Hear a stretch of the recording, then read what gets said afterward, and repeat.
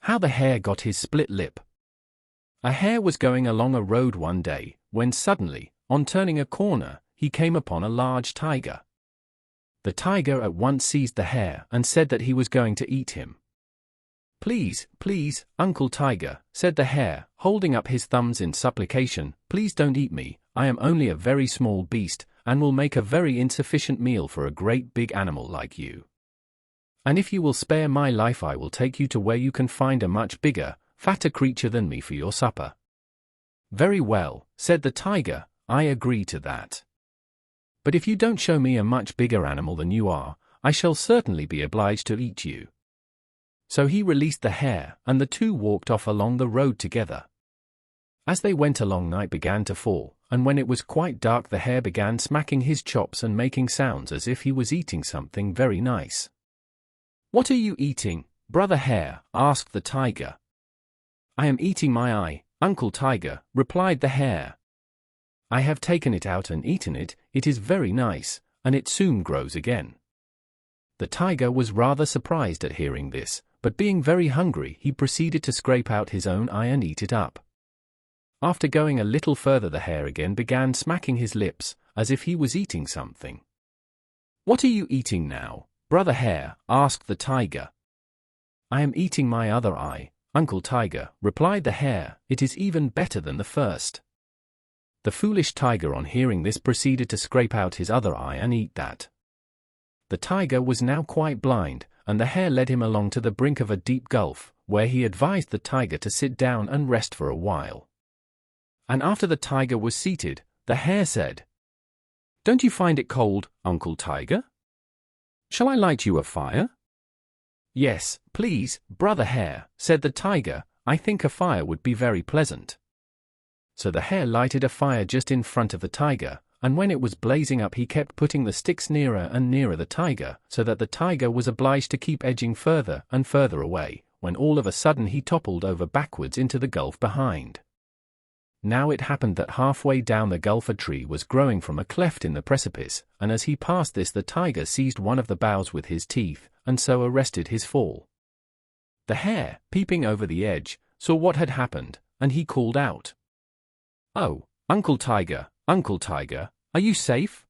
The tiger was afraid to open his mouth to reply, and all he could do was to growl, "Mo mo mo." "Oh, Uncle Tiger," said the hare, "is that all you can say? I am afraid you must be very badly hurt. Do just say ah, and I shall know that you are all right." The tiger, anxious to please the hare, opened his mouth to say ah, and was instantly precipitated to the bottom of the gulf, where he fell upon some rocks and was killed. Next morning the hare went hopping down the road when he met a man driving along a lot of horses. "Good morning, Father Man," said he to the driver. "Would you like to know where you can find a good tiger's skin?" "Yes, please, Brother Hare," said the man, thinking he would sell the skin and make a lot of money. So the hare pointed out to him where the dead tiger lay in the ravine, and the man hastened off to skin it, after first asking the hare to take care of his horses while he was away. As soon as he was out of sight the hare saw two ravens sitting in a tree overhead. He called out to them, "Brothers Raven, look here. Here are a lot of horses with no one in charge.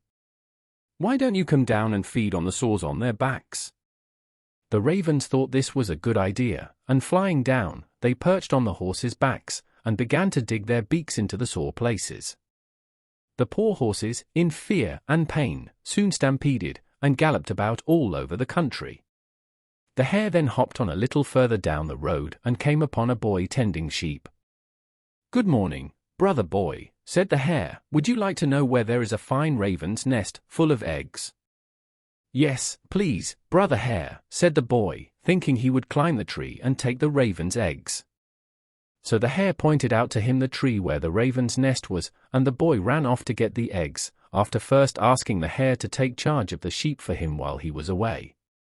The hare soon espied a wolf on the hillside not far off, so he went up to him and said, "Good morning, Brother Wolf, do you know that there is a fine flock of sheep quite unguarded down there, and I should advise you to take advantage of this opportunity of killing some of them?"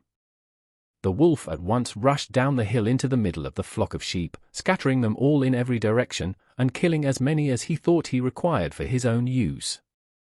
Meanwhile the hare proceeded to the top of a high hill, whence he could survey the whole country.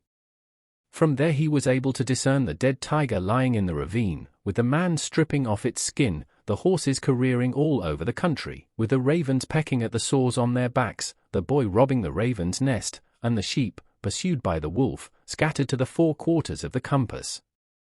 The sight so amused the hare that he leaned back on a handy stone, and laughed to such an extent that he actually split his upper lip. And it has remained split to this very day.